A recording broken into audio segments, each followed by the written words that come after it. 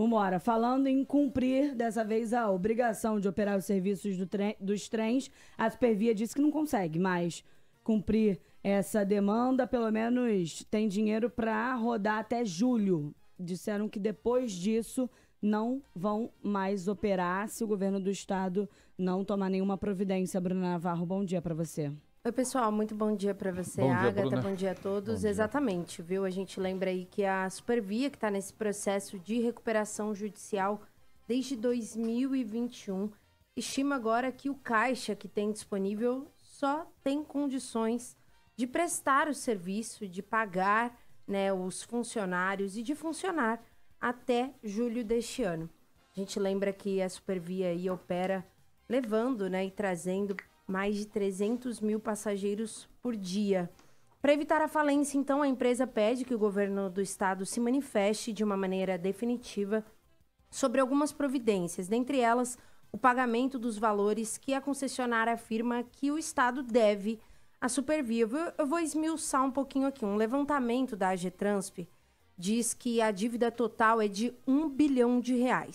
257 milhões são referentes aos reajustes que, segundo a concessionária, não foram implantados entre 2021 e 2023. 136 milhões é pela falta de pagamento de parte da compensação pelos efeitos da pandemia entre 2020 e 2021. 41 milhões de reais por conta da gratuidade não repassada pelo Estado e a maior parte, 565 milhões de reais com as perdas pela Covid a partir de fevereiro de 2021. Isso porque, na época, a concessionária afirmou que não tinha como continuar operando, porque tinha muito menos pessoas fazendo uso do modal, mas o governo do estado não autorizou, então, a paralisação do serviço.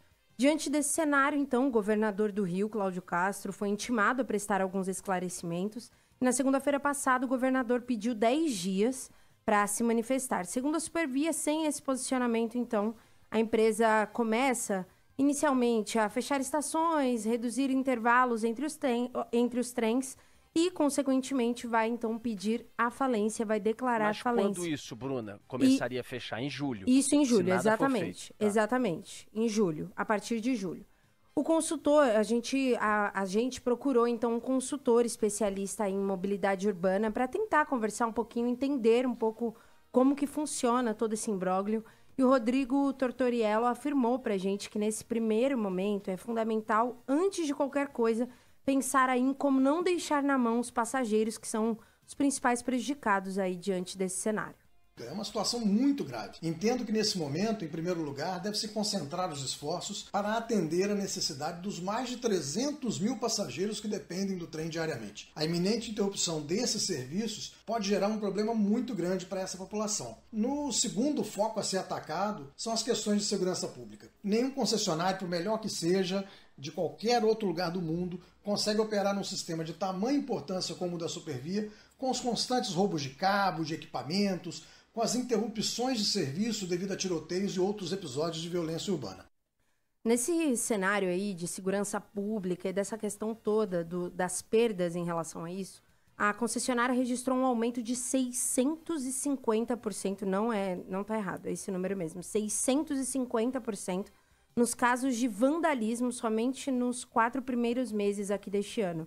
Foram 1.241 contra 187 do mesmo período do ano passado, que causou aí para a concessionária um prejuízo de 4 milhões de reais. Só para se ter uma ideia, né? Vou trazer só um dos dados. Somente com a reposição dos assentos furtados, foram gastos aí mais de 300 mil reais nesses primeiros 4 meses do ano. O ramal mais afetado, segundo a concessionária, por vandalismo é o de Deodoro, registrando aí mais de 30% do total das ocorrências. Bom, de acordo com a decisão, então, o Castro deve esclarecer também se há algum plano de contingência pensado aí para a manutenção desse serviço, caso a Supervia realmente declare essa falência. E o governador também deve informar se estão aí programando alguns incentivos emergenciais nesse momento para auxiliar a concessionária e se tem uma previsão para a implantação da reestruturação do contrato de concessão. Eu procurei o governo do estado para entender também o lado deles, o posicionamento deles em relação a toda essa discussão. E, em nota, o governo do estado afirmou apenas para a gente que o processo vai comprovar que é a Supervia quem deve, então, ao estado, e sem entrar em nenhum outro detalhe a mais do que foi questionado ao governo do estado, pessoal. Caramba. Então o governo está dizendo, Dônula, que esse 1 bilhão não é devido e que, pelo contrário, que a concessionária que teria que pagar. É por isso que é difícil, numa situação como essa, você ter a concessionária versus o governo, né? A primeira coisa que eu fiz quando recebi esses dados, alguns trazidos pela Bruna, foi perguntar o seguinte: quem é que está nesse meio do caminho fazendo uma auditoria nos números? E eu não estou dizendo a AGETRANSP, porque a AGETRANSP, nada contra, não quero criticar, mas, olha, a AGETRANSP já foi muito omissa durante várias vezes, em vários momentos na história do estado do Rio, inclusive estando ao lado das próprias empresas, quando essas empresas eram muito próximas ao governo do estado. Lembre-se da Odebrecht com o Cabral, Júlio Lopes e companhia. Então, a AGETRANSP, ela não tem, com a sociedade, de uma maneira geral, a credibilidade necessária. Pode fazer para acompanhar, tá tudo bem, é uma agência em tese independente, mas talvez a contratação de uma auditoria independente, até porque os conselheiros da AGETRANSP são indicados pelo governo do estado. Então como é que você acredita tanto nisso? Como é que alguém faz uma auditoria independente para nos balizar, Dônula, se tá certo, está errado, se deve aqui, se deve acolá, para a gente saber? Precisa estender o contrato? Precisa de um subsídio, como, por exemplo, a prefeitura sentou com as empresas de ônibus e entendeu, junto com a Justiça, com o Ministério Público, com a Defensoria, com a Procuradoria-Geral do município, de que ali era, para não subir o preço da passagem, era importante um subsídio mensal, que eu acho que está dando em algo 8 milhões, mais ou menos, 8 a 10 milhões por mês, que é dinheiro dos cofres da prefeitura para complementar esse dinheiro da passagem e a operação continuar, com contrapartidas por parte das empresas. Enfim, mas é difícil quando você tem dois lados brigando e você não tem um caminho independente para nos dar um pouco o norte da coisa, né, Dona? Você viu o verbo que o Rodolfo usou? Precisar? Essa é a questão. Tem aquela máxima, devo, não nego, pago quando puder. Mas neste caso, o governo do estado fala, devo, mas não isso que está sendo cobrado. E há anos, Rodolfo, o que está faltando? Um papel de mediação. O que faz o mediador, tecnicamente falando? Espera um pouquinho, você precisa do quê? Qual é a sua necessidade? E qual é a sua necessidade? E essa mediação não pode ser feita por uma agência. Há que se ter um papel de mediação, porque, Rodolfo, nós temos dois problemas. Um de médio e longo prazo, que foi destacado pelo Tortoriello e pela Bruna aqui, que é a questão do aumento de roubo, da questão da segurança pública. Isso tem que ser combatido, porque quem que a gente vai trazer com expertise em sistema ferroviário, Rodolfo, para assumir essa história? Isso é médio e longo prazo. Agora, para curto prazo, é o seguinte, sentar à mesa e falar assim, eu te devo quanto? Eu não aceito. Vamos tentar encontrar um denominador comum para que a gente faça a transição com a saída dos japoneses, Rodolfo, e para a entrada de outros investidores, outros operadores, com o Estado nessa interface ou não. Está faltando mediação. Eles não conseguem se sentar à mesa, Rodolfo, para fechar números que batam de um lado e do outro. A Supervia fala de 1 bilhão. O Estado não reconhece. E agora? Sem mediação, vai ter uma ruptura muito dramática, que pode ser, Rodolfo, com fechamento de estação, com quebradeira, a falência da Supervia decretada a partir de julho. Só um último detalhe, na página da Supervia consta a seguinte informação, dia 13 de maio. A estimativa é que o nível de liquidez de caixa da concessionária no momento seja suficiente para sustentar a prestação de serviço aos passageiros durante um rápido período. Agora não. Agora, qual é a novidade dessa história? Tem um prazo, Rodolfo, é uma data, é julho. Então a gente tem junho de operação e julho sem mediação, é cenário desconhecido. E como disse o Tortoriello, o que mais dói e preocupa é o passageiro, esses 300 mil, eles estão pagando, eles precisam, eles ou não têm opção, ou têm uma opção que é pior, né, no dia a dia, no deslocamento que eu digo, senão já teriam ido para ela no dia a dia, e serão prejudicados diante de uma questão que não tem um denominador comum, porque eles continuam brigando. É uma pena, e não é uma situação apenas dos trens urbanos, né? Tudo bem que no caso do transporte aquaviário, você tem aí algo meio, mais ou menos, encaminhado para que a CCR fique até o início do ano que vem, quem sabe estendendo mais um ano, para poder ser repassada a operação para outro concessionário, ou quiçá para o próprio governo, né? Não sei se seria o melhor caminho, olhando inclusive para a gestão que a gente tem do próprio governo, ainda mais na área de transporte. Mas a verdade é que você também ali tem problemas graves também de um desequilíbrio, né? Olhando para outra empresa. Então é realmente algo para se discutir, que talvez tenha como pano de fundo como nós vamos lidar, tratar, conduzir, inclusive com auditorias independentes, as nossas concessões e o equilíbrio desses contratos. Senão toda hora a gente está mudando de concessionária, a gente está brigando para lá e para cá e o serviço vai diminuindo. Com fechamento de estação, com redução de horário, com serviço pior, com um serviço precisando de manutenção e deixando o passageiro chupando o dedo na estação e por aí vai, né? A coisa só parece piorar, infelizmente.